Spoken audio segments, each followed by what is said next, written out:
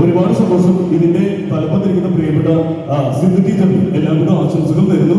ഇവിടെ എത്തിയിരിക്കുന്ന എല്ലാവർക്കും എല്ലാവിധ ആശംസകളും. Thank you so much. Okay, അതുപോലെ തന്നെ മലയാള സിനിമയിൽ ഒരുപാട് നല്ല നല്ല കഥാപാത്രം ചെയ്ത ഒരു പ്രിയപ്പെട്ട താരമാണ് നമ്മയൊക്കെ വിട്ടു പോയ തിലകൻ ചേട്ടനെ നമുക്കെല്ലാം അറിയാം അല്ലേ? തിലകൻ എന്ന് പറയുന്ന മഹത്തായ നടൻ തിലകൻ ചേട്ടനാണ് ഇന്നിവിടെ വരുന്നതെങ്കിൽ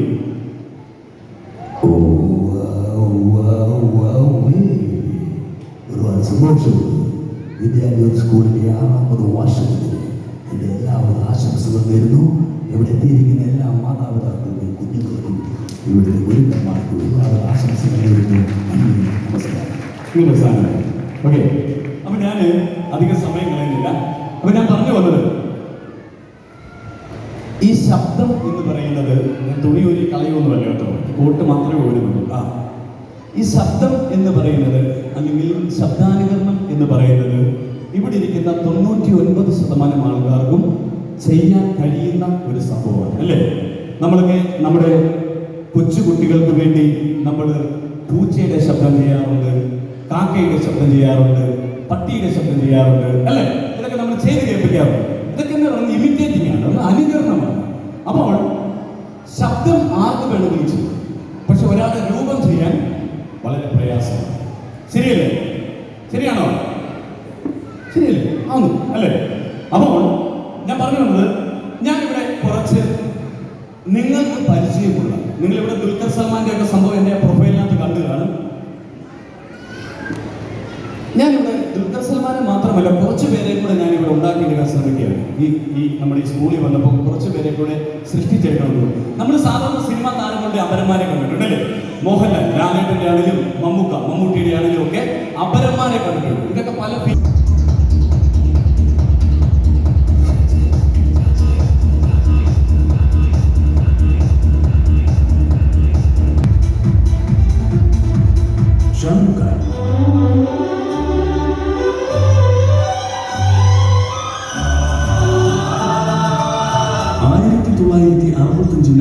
2 ഡൽഹിയിൽ ജനിച്ചു.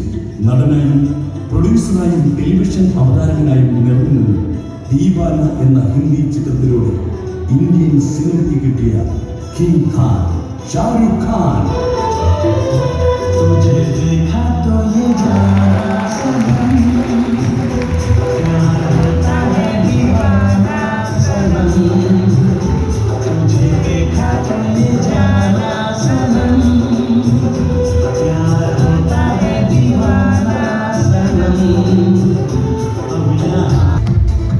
Captain Raju.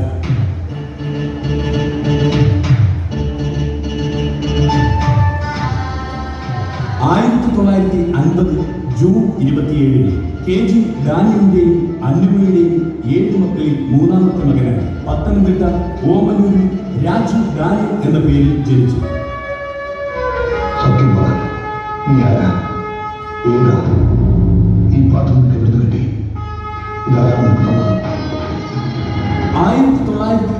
Welcome, my boy. I am not an actor. I am Pavanai, a real personal killer. പിന്നെ മറ്റുള്ള വിക്ടിംസിന് കൊടുക്കാത്ത ഒരു പരിഗണന ഞാൻ നിങ്ങൾക്ക് തരാം. You can select your own weapon. അമ്പും വില്ലും കൊണ്ട് ചാവണോ, ബോംബ് വേണോ, അതോ പിസ്റ്റൾ മാത്രം മതി? Come on.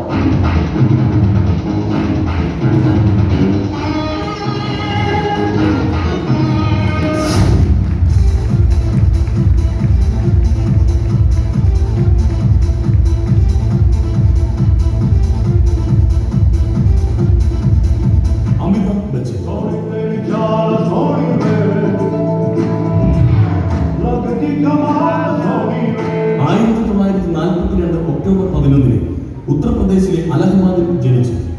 ഇന്ത്യൻ സിനിമയുടെ ബിഗ് ബി ആയി മാറിയതാണ്.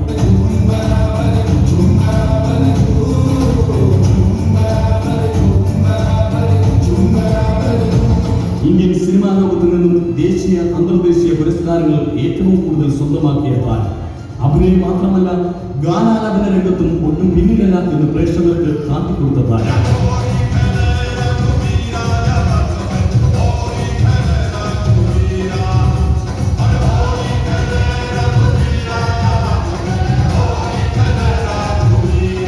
തന്നോടുള്ള ആരാധന കൊണ്ടും പ്രേക്ഷകർ നൽകിയ വിളിപ്പേരുകൾ ആംഗ്രി, യങ്മാൻ, Shahenshah of Bollywood, big B എന്നിങ്ങനെയായിരുന്നു ഇന്ത്യൻ സിനിമയുടെ അഭിനയ രാജാവ്, ഇന്ത്യൻ സിനിമയുടെ ബിഗ് ബി അമിതാഭ് ബച്ചൻ.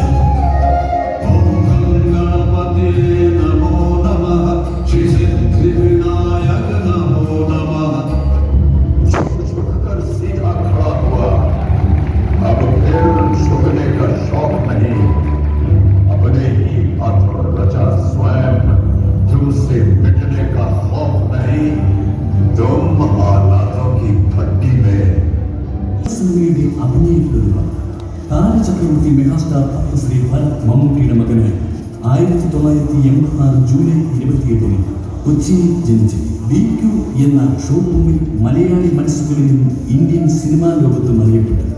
പ്രശസ്ത സംവിധായകൻ ശ്രീനാഥ് രാജേന്ദ്രൻ സംവിധാനം ചെയ്തു 2012 പുറത്തിറങ്ങിയ സെക്കൻഡ് ഷോ എന്ന ചിത്രത്തിലൂടെ മലയാള സിനിമയിലേക്കുള്ള ആദ്യ പടിച്ചമർത്തി.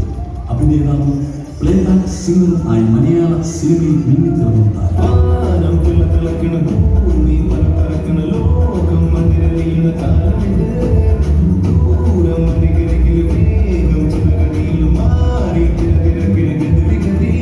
സിനിമയിൽ എത്തുന്നതിന് മുൻപ് തന്നെ ബിസിനസ് മാനേജറായി തന്റെ തൊഴിൽ രംഗത്ത് വിശ്വസ്തത പുലർത്തിയതാണ്. താൻ അഭിനയിച്ച ഒട്ടുമിക്ക ചിത്രങ്ങളും വിജയത്തിന്റെ കാര്യത്തിലും വരുമാനത്തിന്റെ കാര്യത്തിലും ഒട്ടും പുറകിലല്ല എന്ന് പ്രേക്ഷകർക്ക് തന്നെ മനസ്സിലാക്കിയതാണ്.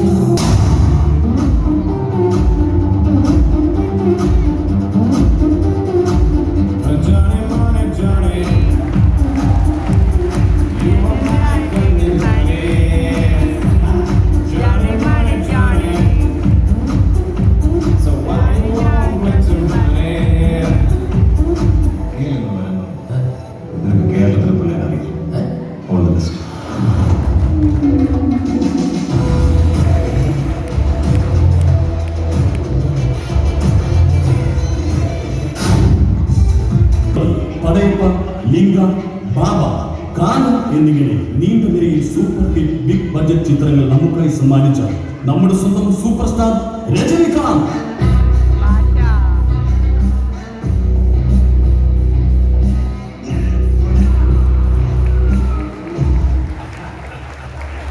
தமிழ் படங்களுக்கு மரம் வச்சுக்கிட்டு மீசம் முறுக்கிக்கிட்டு லுங்கி கட்டிக்கிட்டு நம்பியார் கபாலு அப்படின்னு சொன்ன உடனே കുടുങ്ങി சொல்லுங்க യജമാ.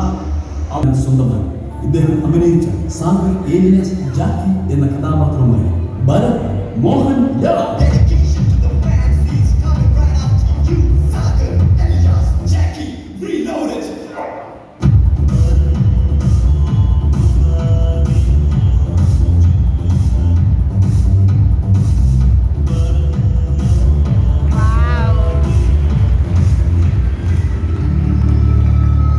ഇതിന്റെ റിസൾട്ടാണ്.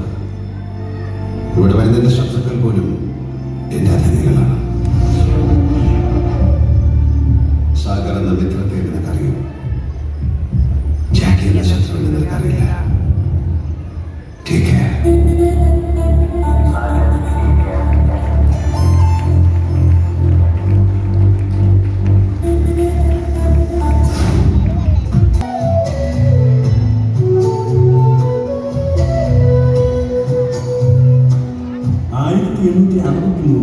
ജനുവരി 12 ഒരു ബംഗാളി കുടുംബത്തിൽ നരേന്ദ്രനാഥ് ദത്ത എന്ന പേരിൽ ജനിച്ചു. വേദാന്ത തത്വശാസ്ത്രത്തിന്റെ ആധുനിക കാലത്തെ ഏറ്റവും ശക്തനായ വക്താവ്, ഇന്ത്യയിൽ എമ്പാടും സ്വാധീനം അറിയിച്ച ആത്മീയ ഗുരു, രാമകൃഷ്ണ പരമഹംസന്റെ പ്രധാന ശിഷ്യൻ.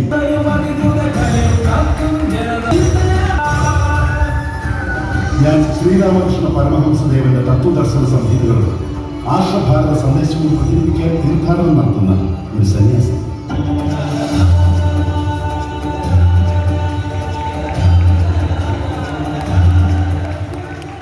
മറ്റു രാഷ്ട്രങ്ങൾ മറ്റു മതവിശ്വാസികളെ ചുട്ടുകൊന്നപ്പോൾ, ചവിട്ടി പുറത്താക്കിയപ്പോൾ സർവ്വരാജ്യങ്ങളിലെയും വിവിധ മതങ്ങളിൽപ്പെട്ട പീഡിതർക്കും ശരണാർത്ഥികൾക്കും അഭയം നൽകിയവരാണ് എന്റെ ഭാരത ജനത എന്നതിൽ ഞാൻ ഞാൻ അഭിമാനിക്കും.